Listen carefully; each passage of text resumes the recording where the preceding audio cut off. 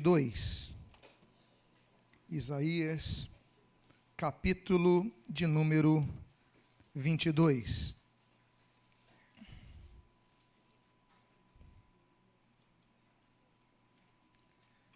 Eu gostaria de começar lendo a primeira parte do versículo número 15, o qual assim registra: Assim diz o Senhor dos exércitos. Oremos. Pai amado, lemos a Tua palavra e pedimos, Deus, fala conosco nesta noite. Abençoa as nossas vidas. Precisamos ouvir a Tua voz. Por isso, tem misericórdia de nós e cumpre de maneira efetiva o Teu querer em nossas vidas. Que possamos ecoar a Tua vontade através de nossas ações, mas para isso, que comecemos a tomar decisões para que isto ocorra. Abençoa-nos o que nós pedimos, nós te agradecemos em nome de Jesus. Amém e amém. Assim diz o Senhor dos Exércitos. O Senhor dos Exércitos é um dos termos associados a Deus, é Jeová Tsabaoth, o Senhor da guerra, o Senhor da arma, o Senhor dos exércitos, mais mencionados no Antigo Testamento. A Bíblia menciona 261 vezes essa expressão, sendo que são 259 vezes no Antigo Testamento e apenas 2 vezes no Novo Testamento. Deus dos exércitos, ele não apenas invoca o fato de que Deus, ele é ativo, Deus não é passivo. Deus, ele luta, Deus, ele guerreia, Deus, ele entra em guerra. Por isso, a Bíblia tantas vezes menciona, diz o Senhor dos Exércitos. Nietzsche dizia que Deus estava morto, que Deus, se um dia existira, ele já morrera, porque ele não se importava com o que acontecia aqui na terra.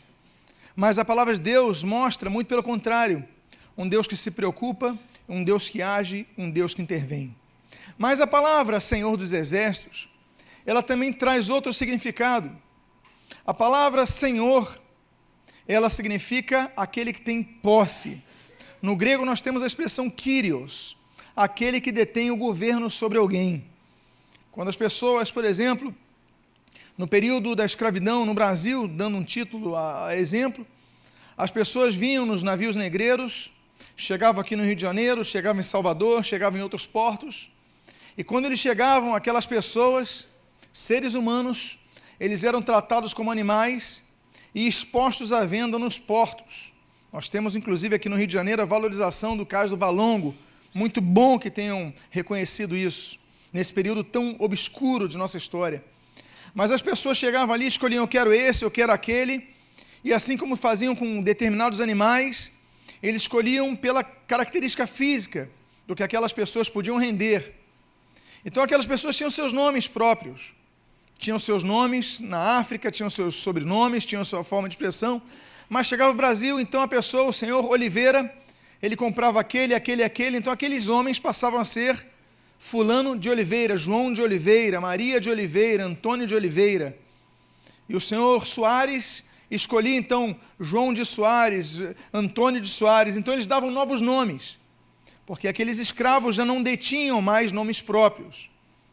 Então é por isso que, por exemplo, as pessoas de ascendência africana, que são do Brasil, eles têm sobrenomes portugueses.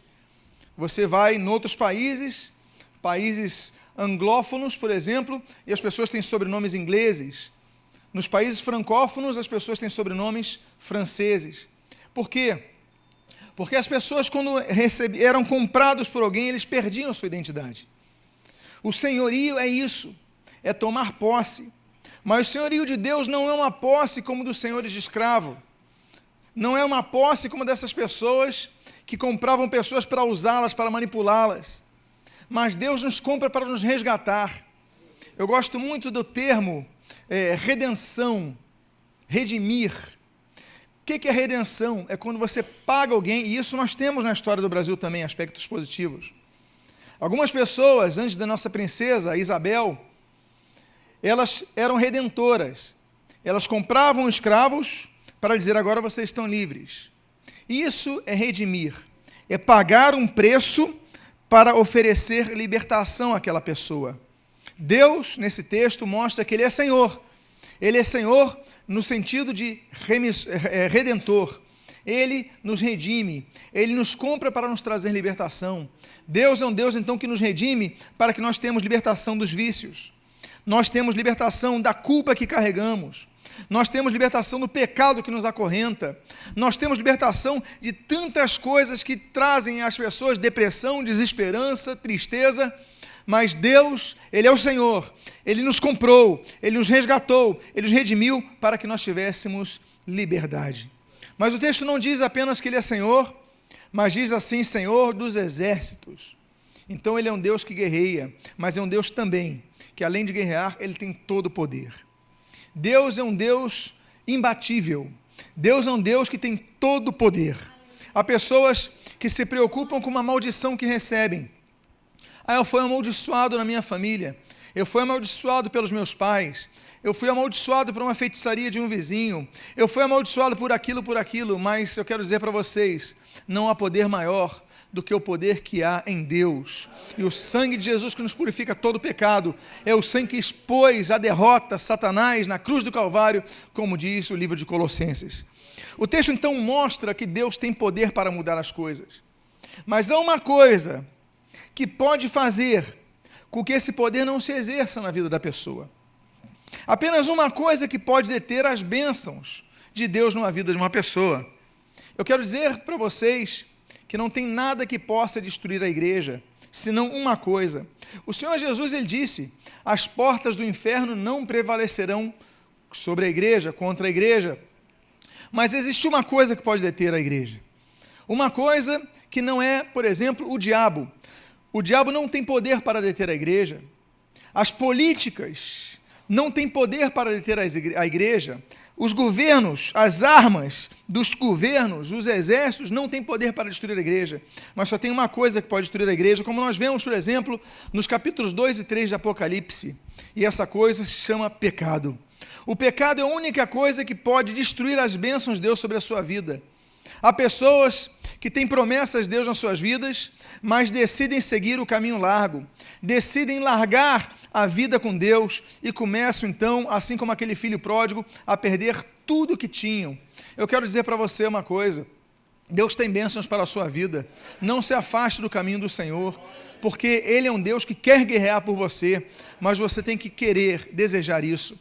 A Bíblia mostra claramente que quando Deus ofereceu a libertação ao povo de Israel no Egito, aos hebreus no Egito, eles tinham condições de atravessar aquilo em semanas, mas eles duram 40 anos.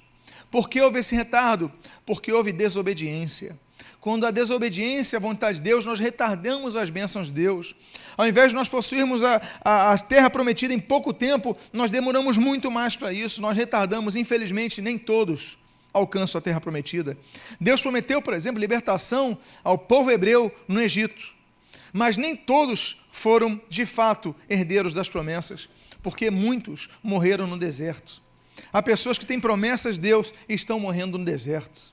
A palavra de hoje trata um pouco sobre isso, sobre as nossas decisões, sobre a nossa compreensão de que nós devemos nos submeter à vontade de Deus, porque Deus também pode intervir para tirar aquilo que nos legou. Nós temos a continuação do texto, e na continuação do texto nós lemos o seguinte: anda, vai ter com esse administrador, com Sebna, o mordomo. A Bíblia diz que havia um personagem na época de Isaías, por cerca do ano 700 a.C., chamado Sebna. E ele tinha uma função de mordomo. Eu lembro aos irmãos que a palavra mordomo também significa administrador. Vale ressaltarmos, por exemplo, o texto que nós lemos ali em 1 Coríntios capítulo 4, versículo 1. A Bíblia diz assim: importa que os homens nos vejam como ministros de Cristo e administradores da obra de Deus. O termo administradores no grego é oikonomos. Roikonomos, daí vem economia. Economia vem de roikonomos. Roikos é casa. Daí vem, roikos, né? Economia, lei da casa. E nomos é lei. Então, a lei da casa, a administração da casa, isso é o termo despenseiros. Esse é o sentido do termo mordomo. E a Bíblia diz que nós somos mordomos de várias coisas. Como eu citei para vocês, a Bíblia diz em 1 aos Coríntios, capítulo 4, versículo 1, que nós devemos ser vistos como mordomos da casa de Deus, da obra de Deus. Nós temos, por exemplo, o texto de Deuteronômio, capítulo 8, versículo 11 ao 18, que mostra que nós devemos ser mordomos do dinheiro que nós temos. A Bíblia diz em Lucas, capítulo 12, por exemplo, que nós devemos ser mordomos de nossos bens. A Bíblia diz no Salmo de número 90 que nós devemos ser mordomos de nosso tempo. E a Bíblia diz no Salmo de número 141 que nós devemos ser mordomos de nossas palavras. Nós devemos pesar as nossas palavras. Aquele que consegue administrar a palavra é uma pessoa perfeita, é uma pessoa que consegue atingir com plenitude o seu objetivo em terra, porque como é difícil segurar a língua, como é difícil você não reclamar, você não praguejar, você não falar coisas erradas, coisas das quais, com certeza, depois nos arrependemos. Se eu fosse perguntar aqui a alguém, se alguém já se arrependeu de algo que falou, eu tenho a quase absoluta certeza que todos aqui levantariam suas mãos. Devemos então administrar nosso tempo, devemos administrar nossa palavra. Quando nós estamos na casa do Senhor aos domingos, é uma forma, como nós falamos e mencionamos o Salmo 90, de administrarmos o tempo. Separarmos um tempo para congregarmos juntos, para ouvirmos juntos a palavra, para louvarmos juntos ao Senhor, para estarmos no coletivo do eclesia, que é uma palavra, igreja, do coletivo. Então a Bíblia fala sobre isso, a Bíblia fala dessa administração. Sebna significa, e a palavra sebna é muito interessante, porque ela é muito associada ao termo mordomo, ao termo administrador. Nós devemos ser pessoas que administram, mas precisamos ser como o nome sebna. Sebna em hebraico significa vigor. Devemos buscar vigor, ter vigor. Porque se não tivermos vigor, não vamos conseguir administrar nada. Meus amados, algumas pessoas, quando ficam com fome, ficam com mau humor. Alguém é assim? Quando começam a ficar famintas, a gente vai começando a perder o humor. Eu conheço algumas pessoas que são assim. Eu espero que não sejam todos assim.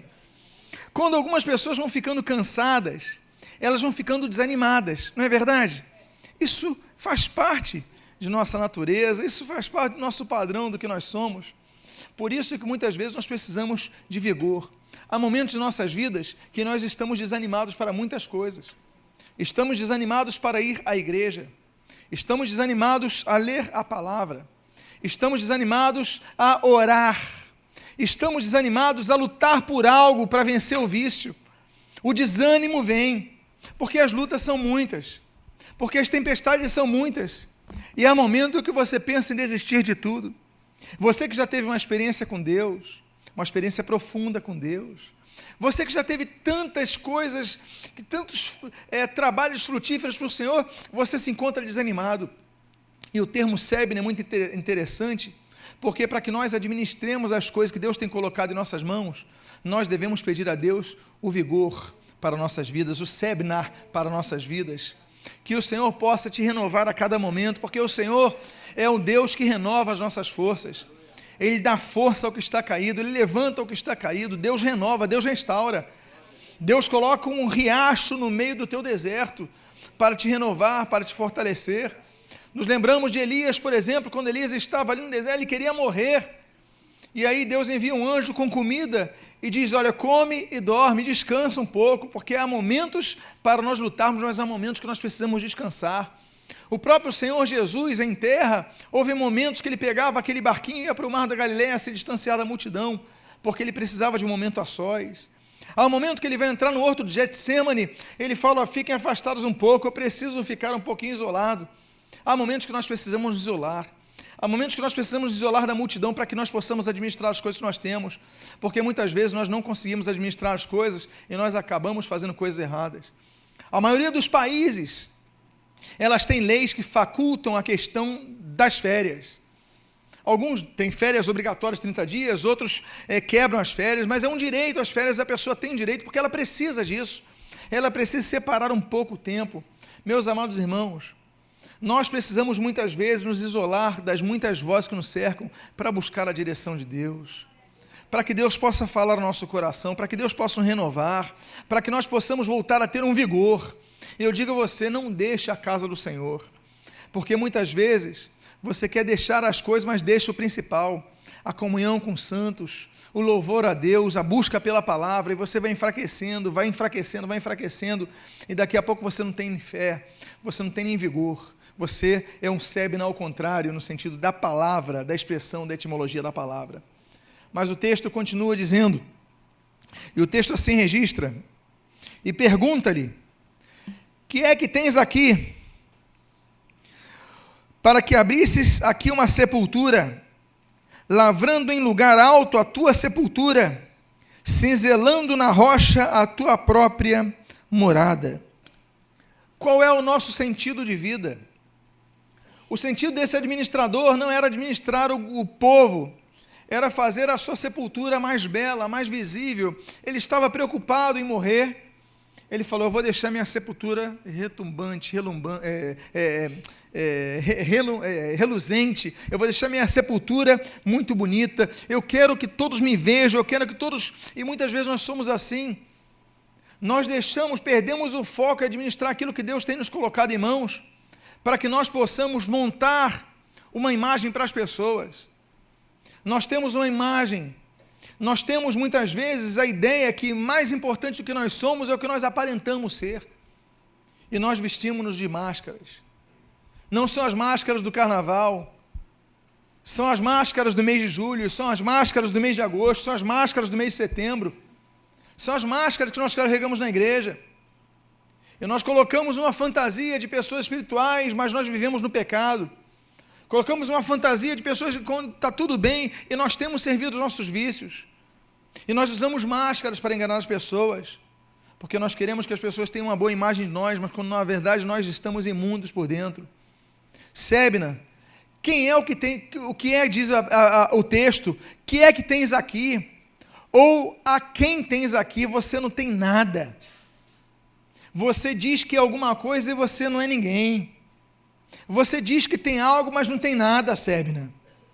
Você pode ter um cargo na igreja, como ele tinha um mordomo do rei, o administrador, as finanças do governo, mas ele não tinha nada. Passava muito dinheiro pela mão dele, mas ele não tinha nada. Ele tinha a fama de administrador do reino, mas ele não tinha nada. E muitas vezes você tem fama de algo que você não é, porque você se vê vazio por dentro. Você tem a fama de uma pessoa, mas que você, na verdade, é oco, é vazio. É um sepulcro caiado, como Jesus condenava ali e anunciava contra os fariseus. E eu quero dizer, então, que Deus faz a pergunta, o que tens aí? Ou o que tens aí? E a pergunta deve cair a cada um de nós. O que nós temos em mãos? Jesus, ele fala no Evangelho de Lucas, louco, esta noite pedirão a alma, o que darias em troca da sua alma? Não adianta nós ganharmos o mundo inteiro e perdermos a nossa própria alma. É essencial que nós estejamos na igreja, é essencial que tenhamos as nossas Bíblias, é essencial que nós louvemos ao Senhor, mas mais essencial que tudo isso é que nós tenhamos uma vida com Deus. Ter vida com Deus não é apenas congregar na igreja, ter vida com Deus é produzir frutos. Jesus, ele fala em João capítulo número 15, aquela árvore que não produz frutos, ela só serve para ter aquele galho que não produz frutos, serve para ser arrancado, quebrado, jogado no fogo. Marcos capítulo 10, o Senhor Jesus fala daquela figueira que não produzia fruto, ela é amaldiçoada. Nós devemos ser pessoas que produzam frutos. Importa que produzamos frutos, importa que as pessoas vejam os frutos em nossas vidas. Você pode viver na igreja, você pode decorar o livro dos Salmos todinho, cantá-lo, recitá-lo de frente para trás, mas você ainda assim pode ter uma vida vazia com Deus. Deus pergunta o que você tem, e você vai dizer, eu não tenho nada. Mateus capítulo 7, o Senhor Jesus, ele argumenta que naquele dia vão chegar para ele e vão falar assim, Senhor, Senhor, em teu nome expulsamos demônios, em teu nome fizemos isso e aquilo. Ele fala, apartai-vos de mim, pois não vos conheço. Não importa o que você diga a respeito de Jesus, importa se você conhece a Jesus. Não importa o que você possa falar e fazer, importa o que você produza de fato da sua vida, uma vida com Deus. Deus pergunta ao administrador, Deus pergunta ao mordomo, Deus pergunta a alguém que tinha responsabilidade. Deus pergunta aos pastores, Deus pergunta aos diáconos, Deus pergunta aos músicos, Deus pergunta à equipe de som, aos professores de escola dominical, Deus pergunta a todos que têm responsabilidade na sua casa: o que tens aí? O que vocês têm? Porque fazer o que nós fazemos é aparentar algo que muitas vezes não condiz com a realidade. E a Bíblia então continua dizendo, no versículo de número 19, na primeira parte do versículo número 1, depois versículo 19, diz assim: eis que como homem forte, o Senhor te arrojará violentamente, agarrar-te-á com firmeza, enrolar-te-á no invólucro e te fará rolar como uma bola para a terra espaçosa. Ali morrerás, eu te lançarei fora do teu posto e serás derribado da tua posição. Deus então fala para Sébina, o administrador: eu vou te tirar do teu posto, eu vou fazer você rolar como uma bola, eu vou tirar você da posição, porque de Deus não se zombra, com a obra de Deus não se brinca. Deus então ele fala para Sébina: eu vou fazer isso, Sébina. E de fato a profecia vai se cumprir no ano 701 a.C., quando Sébina é retirado da sua função. Essa profecia acontece pouco antes, e ela se cumpre cabalmente depois. Por quê? Porque Deus é um Deus que executa juízos. Existem 10 juízos que são executados na terra. Existe o juízo da cruz, em 1 Pedro capítulo 4, versículo número 6. Existe o juízo que nós devemos fazer, em 1 Coríntios capítulo 11, versículo 28, que é o alto julgamento que nós fazemos antes da Santa Ceia. Existe o juízo dos santos, em 1 Coríntios capítulo 6, versículo 2. No versículo 3, nós temos, do 1 Coríntios capítulo 6, o juízo dos anjos. Nós temos em Mateus capítulo número 25, o juízo das nações. Nós temos o juízo de Israel, que está mencionado em Ezequiel capítulo número 20. Nós temos o juízo dos salvos, que é o tribunal de Cristo, em 2 Coríntios capítulo 5, versículo 10, fala: pois importa que todos nós compareçamos diante do tribunal de Cristo, nós, para sermos julgados pelas nossas obras. Não é um julgamento de condenação, mas é um julgamento que vai acontecer para os salvos. Existe o julgamento para os que não vão ser salvos, que é chamado de o julgamento do grande trono branco, em Apocalipse capítulo número 22. Existe o juízo sobre o diabo, que está mencionado, e esse é o 9º juízo, em Apocalipse capítulo 20, versículo número 10. E por fim, existe o juízo que está mencionado em 1 Pedro capítulo 4, versículo 17, que é o juízo sobre a casa de Deus, pois importa que se inicie o juízo pela casa de Deus. A casa de Deus está sob juízo. Muitas coisas estão sendo feitas de maneira errada, e as pessoas estão acomodadas, as pessoas estão tranquilizadas. Líderes gananciosos, pessoas mentirosas, exploradores, crentes que não têm uma vida de santidade, pessoas que estão brincando de igreja. O juízo começa pela casa de Deus, ninguém está isento disso. Assim como Deus fala para Sébina: olha, Sébina, eu vou te tirar do teu posto. Sébina, eu vou te fazer rolar como uma pedra, uma bola. E vai acontecer exatamente isso com Sébina, porque Deus é um Deus que executa os seus juízos. E o texto então continua, e ali diz a palavra do Senhor: e ali acabarão os carros da tua glória, ó tu, vergonha da casa do teu Senhor. A Bíblia diz em Mateus capítulo número 18, versículo 7, ai do mundo por causa dos juízos, por causa dos escândalos, pois importa que haja escândalos, mas, o Senhor Jesus complementa, ai do homem pelo qual virão os escândalos. A Bíblia menciona, o Senhor Jesus fala que há um juízo maior, ai do homem pelo qual virão os escândalos, porque os escândalos virão. Nós ficamos escandalizados com muitas coisas do mundo, mas o Senhor está falando em relação àqueles que advogam o nome do Senhor, Aqueles que estão na casa do Senhor e são motivo de escândalo. Escândalo não é a questão da consciência para si própria, mas é do que as pessoas observam e se chocam. Há muitos salvos que escandalizam. E eu não falo de problemas de interpretação, eu falo de pecado. Pessoas que têm uma vida marital não sendo casados. O homossexualismo desgraçando parte da sociedade e sendo tolerado pela igreja. Roubos, mentiras, fofocas, traições, tantas coisas que a igreja tem tolerado. E o Senhor Jesus, ele fala, ai daquele pelos quais vêm os escândalos. Eu quero dizer para você que ele fala, acabarão os carros da tua glória, vergonha da casa do teu Senhor. Sébina tinha responsabilidades, mas se tornou vergonha. O Senhor Jesus, ele diz, olha, quem muito lhe é dado, muito lhe será cobrado. Há um juízo maior àqueles que recebem responsabilidades. Devemos ter uma vida consagrada. Os pastores, os músicos, os operadores, os diáconos, enfim, você que tem responsabilidades na casa do Senhor, tem que estar mais vigilante. Por quê? Porque a maior cobrança a quem lhe é dado, lhe é confiado, vergonha da casa do teu Senhor. E o que acontece? O que acontece quando Deus, então, ele intervém para julgar a sua casa? Diz a Bíblia, naquele dia chamarei a meu servo Eliaquim. Eliaquim, Eli, Deus, Aquim, levanta. Aquele a quem Deus levanta. Olha o nome que esse homem tem. Ele já nasce com o nome de que será uma pessoa a quem Deus levantará, mas levantará para quê? Para substituir outra pessoa. Deus então fala para Sébina, Sébina, você é vergonha da casa do seu Senhor. Você está se preocupando apenas com a tua imagem externa, mas você não tem nada a oferecer ao Senhor.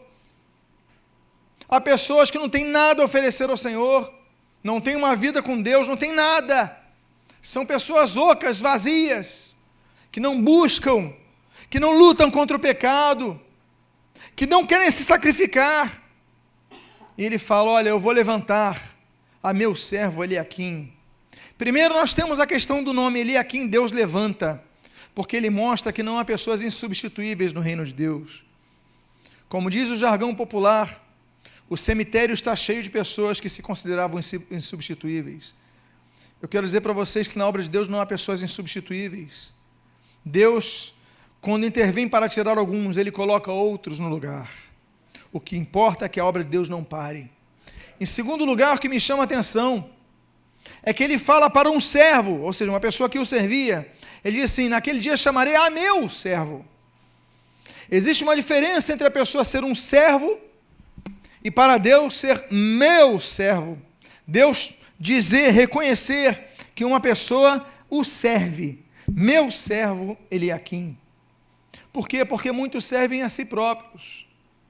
Muitos querem servir apenas aos homens para aparecer, para receber reconhecimento, para receber aplausos, para receber glórias. Mas o que nos importa não é servir ninguém menos do que o próprio Deus.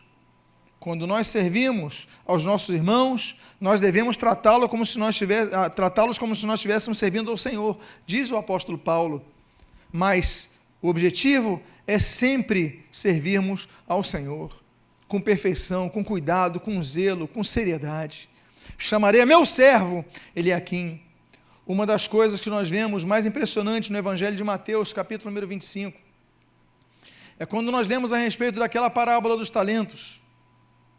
Quando ele fala, bem-vindo ao reino, bendito, ele fala do mau administrador, ele fala do administrador que escondeu os seus talentos, mas ele fala daquele que multiplica os seus talentos, ele dá boas-vindas, servo bom e fiel, entra no descanso do teu Senhor.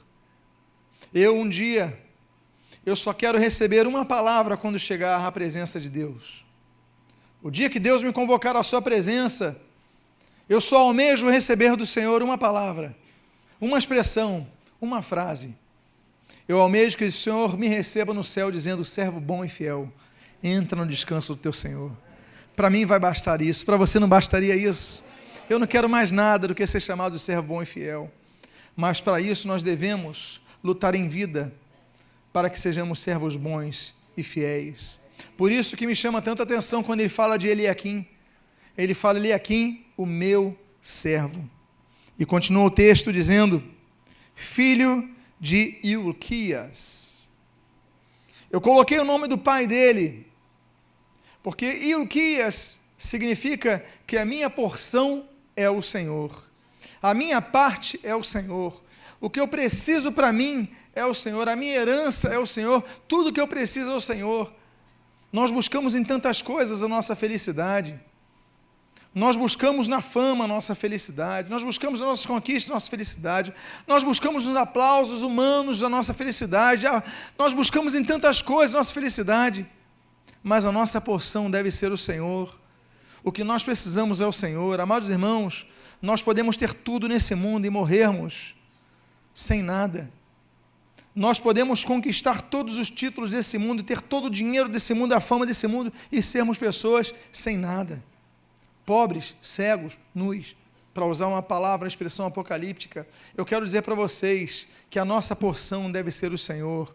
O nosso alimento, como Jesus vai falar em João capítulo 4, versículo 34, deve ser fazer a vontade de Deus. Então nós devemos buscar isso a todo momento, porque devemos ser filhos de Ilquias, filhos daqueles cuja porção é o Senhor. E o texto continua dizendo: vesti-los-ei da tua túnica. Esse é um caso muito interessante de troca de roupa. Ele fala: Sebna, eu vou levantar uma outra pessoa chamada Eliaquim, e a tua túnica vai vestir a ele. Nos lembramos, por exemplo, de 7 túnicas da Bíblia. Nós temos a primeira vestimenta da Bíblia, que se encontra no livro de Gênesis, capítulo número 3, quando Deus veste Adão e Eva. Nós temos uma outra vestimenta especial que nós encontramos em Gênesis, capítulo número 37, que é a vestimenta de José, em Gênesis, capítulo 37. Nós temos em Êxodo, capítulo número 39, uma outra vestimenta especial, que é a vestimenta dos sacerdotes. Nós temos uma quarta vestimenta especial, que nós encontramos em 1 Samuel, capítulo 2, que é a vestimenta que Samuel recebe de sua mãe Ana. Nós temos no Novo Testamento 3 túnicas especiais, completando essas 7. Nós temos, por exemplo, a túnica de Jesus, que vai ser disputada pelos soldados ali em João, capítulo número 19. Nós temos a túnica de Pedro, a qual ele se despe em João, capítulo número 21. E nós temos a túnica de Dorcas em Atos, capítulo número 9. Nós temos 7 túnicas especiais.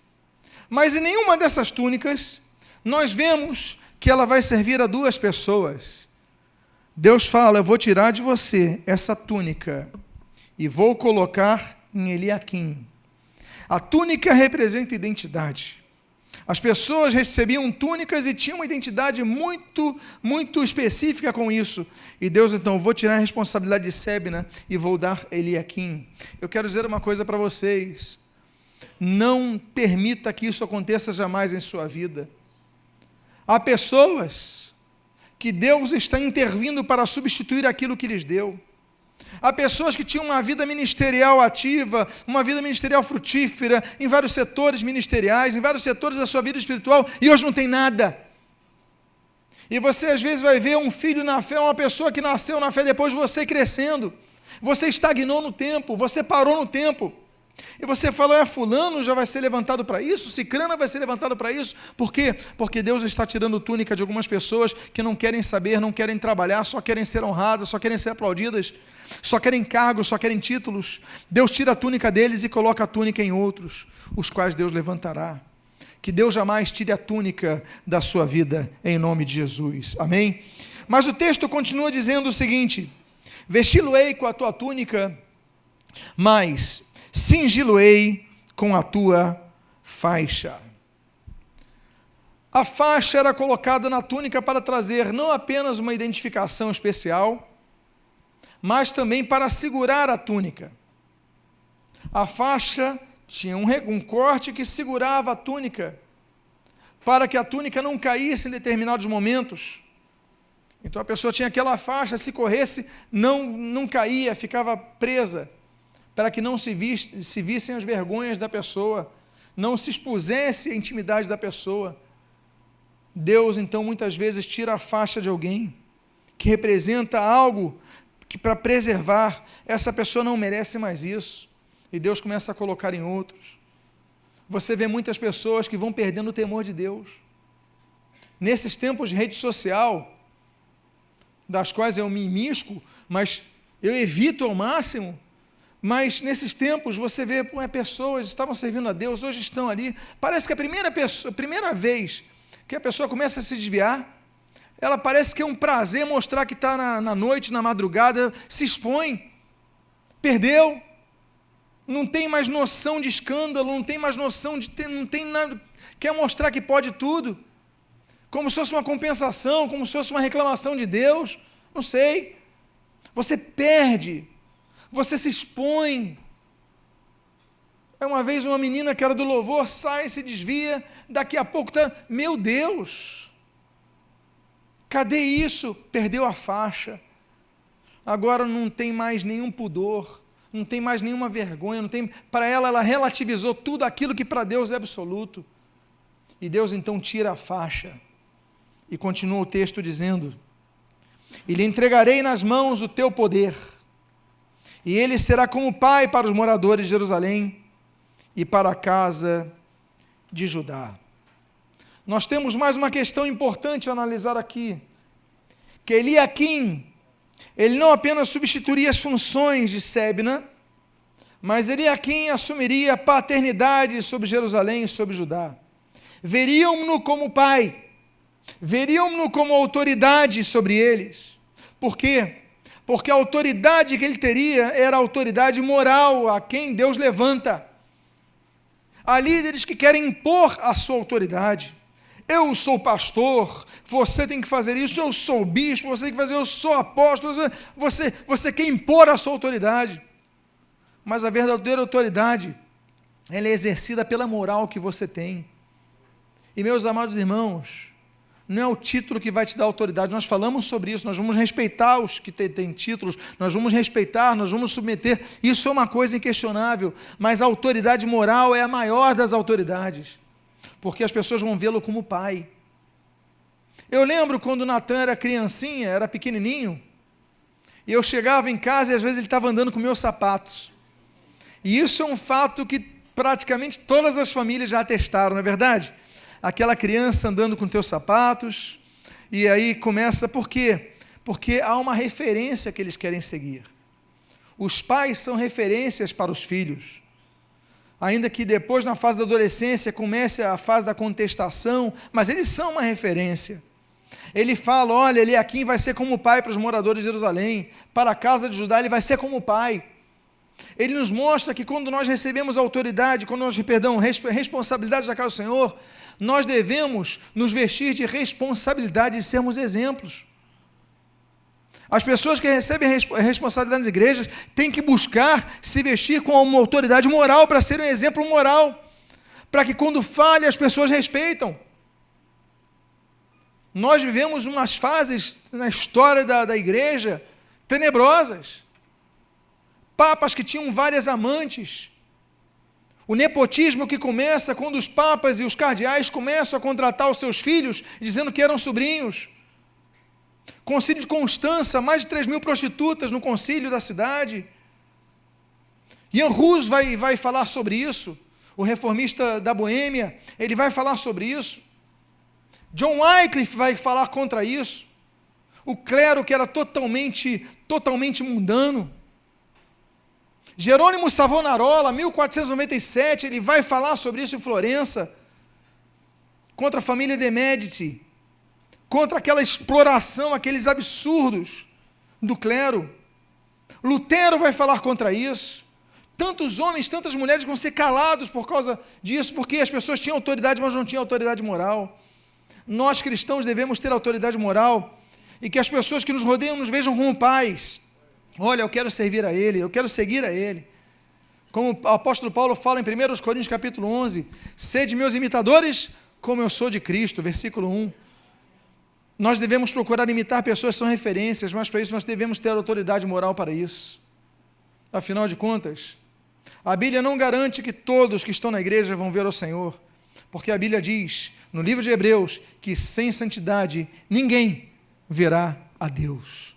Ninguém pode ver a Deus se não tem uma vida de santidade. Devemos buscar isso, devemos lutar por isso. E a Bíblia continua dizendo, porei sobre o seu ombro a chave da casa de Davi. Ele abrirá e ninguém fechará. Fechará e ninguém abrirá. A chave de Davi. Ele colocará sobre cada um de nós a responsabilidade de sermos anunciadores do reino de Deus. O reino de Deus já está em nós, o Senhor Jesus disse. Nós devemos ser anunciadores, aqueles que proclamam a vida eterna, o caminho para Deus, aquilo que em João capítulo 14, versículo 6, Jesus diz, olha, eu sou o caminho, eu sou a verdade, eu sou a vida, ninguém vê ao Pai, senão por mim. Nós devemos anunciar o caminho que é Jesus, nós devemos anunciar a salvação que é Jesus. Não devemos ser apenas pessoas que têm cargos de responsabilidade na igreja, que executam bem as suas responsabilidades, mas nós devemos ser pessoas que anunciam o Evangelho através de nossas bocas e de nossas ações. Que nós tenhamos a chave da casa de Davi, que sejamos pessoas que levemos pessoas para o céu. E nós temos então o penúltimo texto que eu gostaria de compartilhar nessa noite. A Bíblia diz, fincá-lo-ei como estaca em lugar firme, e ele será como um trono de honra para a casa de seu pai. Fincá-lo-ei num lugar firme, e ele será o quê? Como um trono de honra. Vocês se lembram que pouco antes Deus falara sobre Sébina, que ele era motivo de vergonha na casa de seu Senhor? Deus levanta Eliaquim para se tornar um trono de honra. O que nós fazemos deve redundar em honra para a casa de Deus. Que não sejamos canais de escândalo, que não sejamos pessoas que afastam os outros do reino de Deus, mas que nós possamos honrar o nosso Senhor através de nossas vidas, através de nossas posturas, através de nossos exemplos. Eu finalizo essa noite com o versículo número 24 deste capítulo 22 do livro do profeta Isaías, no qual nós lemos, nele perdurarão toda a responsabilidade da casa de seu pai, a prole e os descendentes, todos os utensílios menores, desde as taças até as garrafas. Deus quer levantar pessoas para lhes trazer responsabilidades. Deus tem falado com certeza com várias pessoas nesse local, várias pessoas estão ouvindo essa mensagem, para lhes incumbir de responsabilidades na sua casa. Muitos estão fugindo, muitos estão embarcando para Tarsis, muitos estão já no meio da tempestade no Mediterrâneo, mas eu quero dizer para vocês que Deus não desistiu de você. Deus quer te levantar como Eliaquim para te dar responsabilidade. Pendurarão toda a responsabilidade da casa de seu pai. Deus tem chamado pessoas à responsabilidade. Eu quero fazer um convite a você. Aqui, por favor, você se coloque de pé nesta noite. Eu quero fazer uma oração por você. E essa oração hoje, a palavra hoje, é a você que precisa ter uma postura de comprometimento com Deus quanto a responsabilidades na casa do Senhor. Olha, se Deus te deu um cargo, se Deus te deu um ofício, é para você não apenas ser um excelente servo, mas você ter uma vida santa. Antes de exercer o seu serviço, você possa buscar ao Senhor. E a você, a quem Deus tem te chamado para a responsabilidade, que você não fuja dessa responsabilidade, mas que Deus possa te levantar e Deus possa fazer você motivo de fincar-te num local para ser um trono de honra ao Senhor. Vamos então fechar nossos olhos. Eu quero fazer um convite. Há alguém aqui nesta noite, que ouviu essa palavra e reconhece que precisa se firmar com a responsabilidade na casa do Senhor. Se você é uma das pessoas, coloque a mão no seu coração. Eu quero orar por você. Se você não tem feito a obra de Deus da maneira como você deve fazer, se você tem feito a obra de Deus relaxadamente, a Bíblia diz, maldito aquele que faz a obra do Senhor relaxadamente. Nós queremos fazer a obra do Senhor com vigor, com empenho, mas com responsabilidade, com santidade, com integridade. Pai amado, em nome de Jesus, há várias pessoas aqui com as suas mãos nos corações. Pai, perdoa, Senhor. Essa palavra foi trazida para um despertar na tua casa, para um despertar na vida de cada irmão. E, Pai, nós pedimos que em nome do Senhor Jesus, Tu venhas a despertar, Tu venhas a trabalhar nessas vidas, para que cada um aqui possa dizer, Senhor, usa-me. Nós cantamos, usa-me, mas muitas vezes, quando Tu chamas, nós não queremos ser usados por Ti. Deus, não queremos ser hipócritas, não queremos ser incoerentes com o que nós cantamos. Nós queremos dizer, Senhor, usa-nos, porque a nossa vida foi comprada por Ti. Tu és o nosso Senhor, Tu és o nosso remidor, Tu és o nosso resgatador, Tu és o nosso redentor. Pai amado, em nome